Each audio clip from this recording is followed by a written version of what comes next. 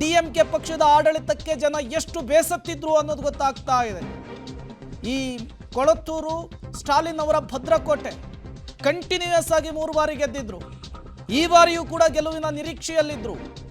But ತಮ್ಮ ಕ್ಷೇತ್ರದಲ್ಲಿಯೇ ಸೋತಿದೆ ಸ್ಟಾಲಿನ್ ಅವರು. ತಮ್ಮ ಕ್ಷೇತ್ರದಲ್ಲಿಯೇ ಸೋತಿದ್ದಾರೆ ಸ್ಟಾಲಿನ್ ಅವರು. 3 ಬಾರಿ ಗೆದ್ದಂತಹ ಸ್ಟಾಲಿನ್ ಅವರದ್ದೇ ಕ್ಷೇತ್ರದಲ್ಲಿ ಸೋತಿದ್ದಾರೆ. ಕಳೆದ ಬಾರಿ 70,000 ಲೀಡ್ನಿಂದ ಗೆದ್ದಿದ್ರು ತಮಿಳುನಾಡಿನ ಸಿಎಂ ಸ್ಟಾಲಿನ್. ಈ ಬಾರಿ ಟಿವಿಕೆ ಪಕ್ಷ ಸೋಲಿನ ರುಚಿಯನ್ನು ತೋರಿಸಿದೆ. ಕೊಳತ್ತೂರಿನಲ್ಲಿಯೇ ಸ್ವಕ್ಷೇತ್ರದಲ್ಲಿಯೇ ಸೋಲಿನ ಪಾಠವನ್ನು ಕಲಿಸಿದೆ. ಟಿವಿಕೆ ಪಕ್ಷದ ಬಾಬು ಎದುರು ಸೋಲನ್ನಪ್ಪಿದ್ದಾರೆ ಸ್ಟಾಲಿನ್ ಅನ್ನೋದು ಗೊತ್ತಾಗ್ತಾ ಇದೆ. ಸರ್ಕಾರದ ಮುಖ್ಯಸ್ಥ ಇವರು, ಡಿಎಂಕೆ ಪಕ್ಷದ ಮುಖ್ಯಸ್ಥ ಇವರು. 2ನೇ ಬಾರಿಗೆ ಅಧಿಕಾರದ ಗದ್ದುಗೆಯನ್ನು ಹಿಡಿಬೇಕು ಅಂತ ಹೇಳಿ ಕನಸು ಕಾಣ್ತಾ ಇದ್ದವರು ತಮ್ಮ ಗೆಲುವನ್ನೇ ಅವರು ಕಂಡುಕೊಳ್ಳುವಲ್ಲಿ ಫೇಲ್ ಆಗಿದ್ದಾರೆ ಅನ್ನೋದು ಗೊತ್ತಾಗ್ತಾ ಇದೆ. ಕೊಳತ್ತೂರಿನಲ್ಲಿ ಸೋಲನ್ನು ಅನುಭವಿಸಿದ್ದಾರೆ ಸ್ಟಾಲಿನ್. ಮತ್ತೊಂದು ಕಡೆ ಚಪಾಕ್ನಲ್ಲಿ ಅವರ ಪುತ್ರ ಉದಯನಿಧಿ ಸ್ಟಾಲಿನ್ಗೂ ಕೂಡ ಸೋಲಾಗಿದೆ. ಇದು ಡಿಎಂಕೆ ಪಕ್ಷಕ್ಕೆ ಅತಿದೊಡ್ಡ ಹಿನ್ನಡೆಯಾಗಿರುವಂಥದ್ದು.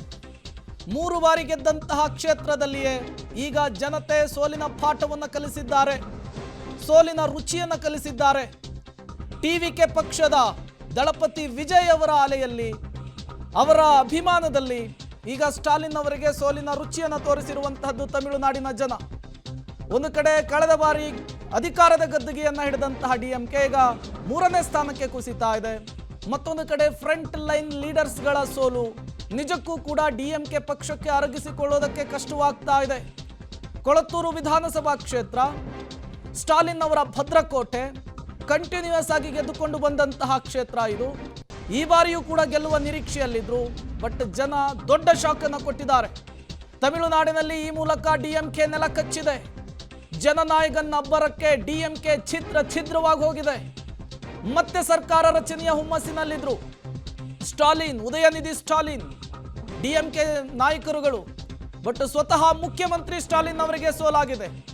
ಕಂಟಿನ್ಯೂಯಸ್ ಆಗಿ ಗೆದ್ದುಕೊಂಡು ಬಂದಂತಹ ಕ್ಷೇತ್ರದಲ್ಲಿಯೇ ಜನ ಸೋಲಿನ ರುಚಿಯನ್ನು ತೋರಿಸಿದ್ದಾರೆ.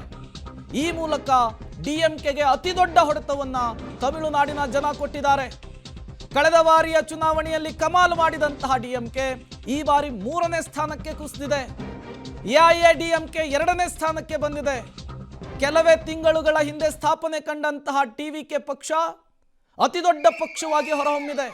ಅಂದ್ರೆ 2 ಪ್ರಾದೇಶಿಕ ಪಕ್ಷಗಳಿಂದ ಜನ ಎಷ್ಟು ರೋಸಿ ಹೋಗಿದ್ರು, ಡಿಎಂಕೆ ಪಕ್ಷದ ಆಡಳಿತದಿಂದ ಎಷ್ಟು ಬೇಸತ್ತಿದ್ರು ಅನ್ನೋದು ಫಲಿತಾಂಶದ ಮೂಲಕ ಜನ ಹೇಳಿದ್ದಾರೆ.